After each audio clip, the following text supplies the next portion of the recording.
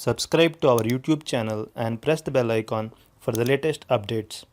How to enable desktop notifications on YouTube. At first, log into your YouTube account if you are not already logged in. Now, click on your profile picture at the top right corner of the page. Select Settings from the menu. In the left sidebar, click on Notifications. Under General section, you can find a section called Desktop Notifications.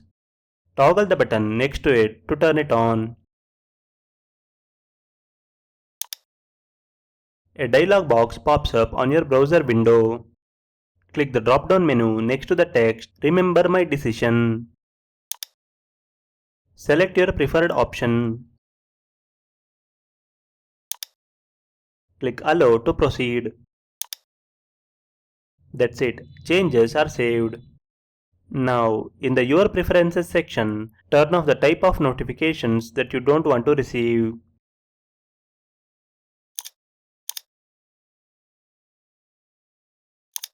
This is how you can enable desktop notifications on YouTube. Thank you for watching.